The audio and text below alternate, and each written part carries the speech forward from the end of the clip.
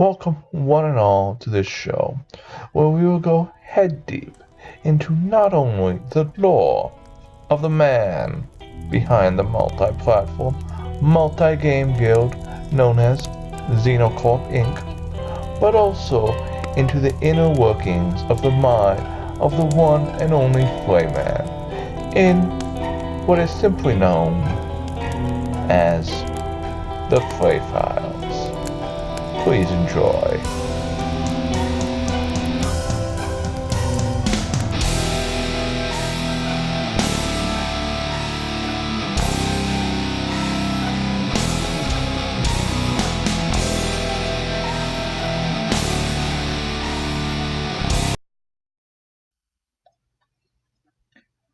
So, how'd you start Xeno Corp anyways?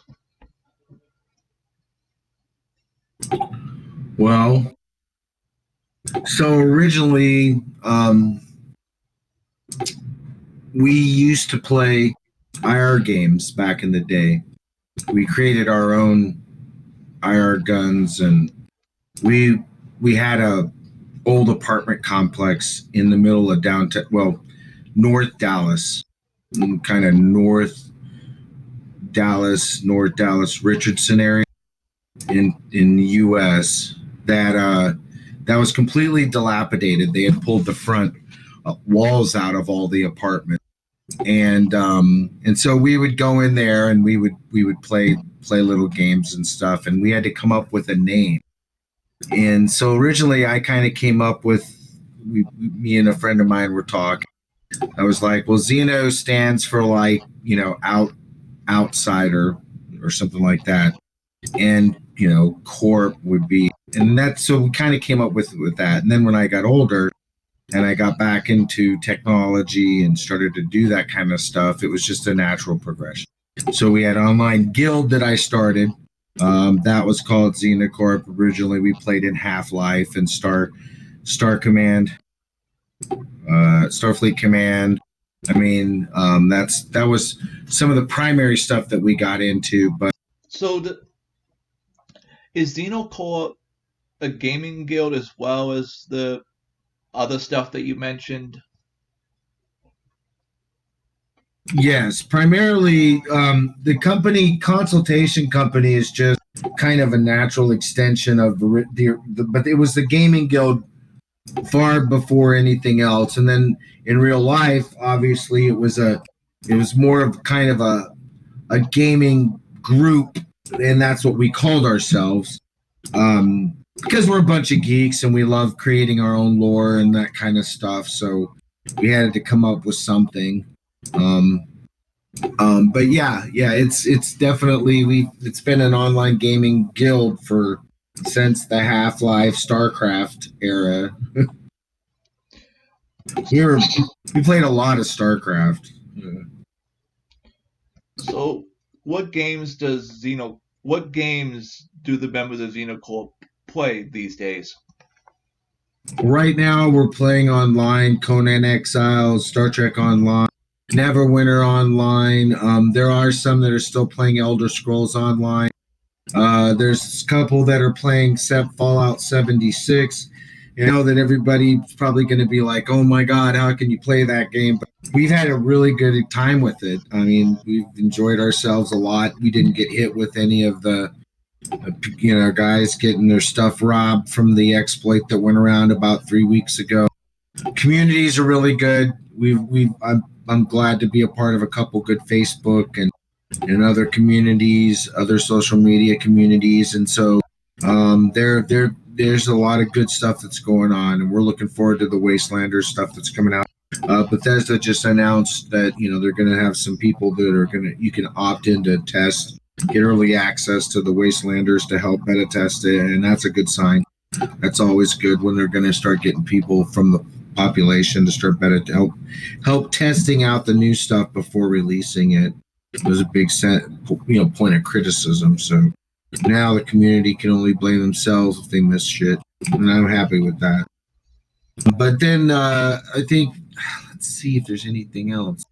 I think some others are still playing WoW. I don't know why. So how many members does Xeno Corp currently have?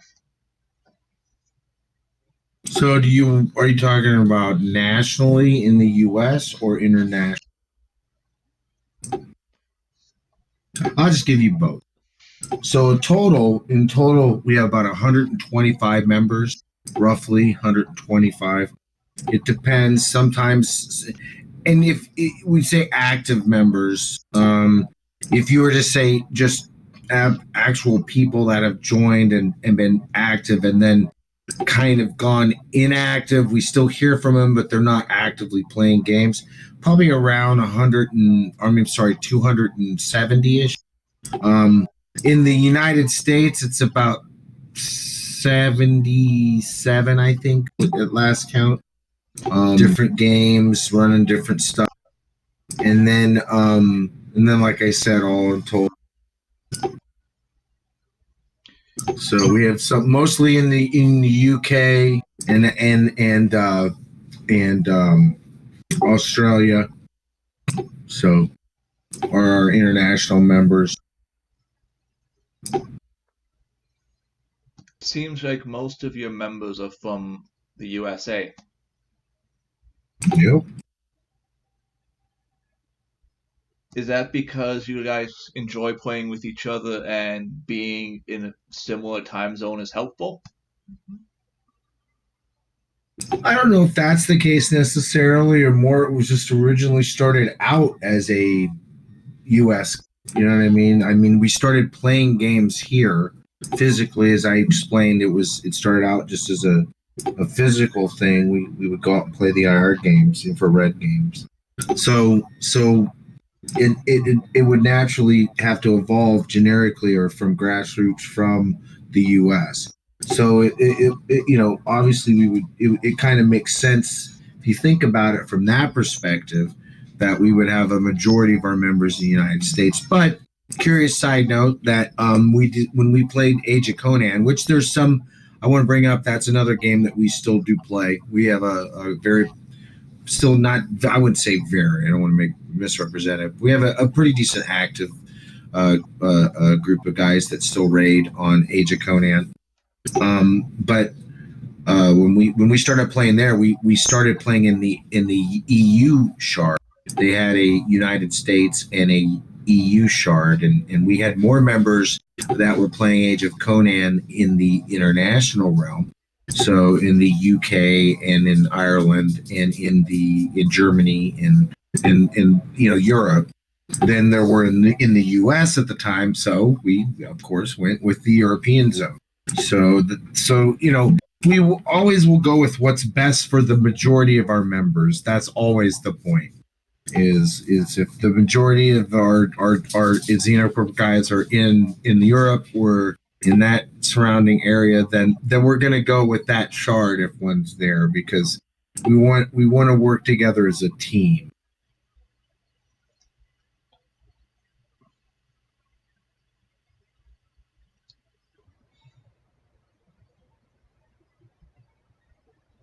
As always in my videos, please comment, comment, comment, comment, please.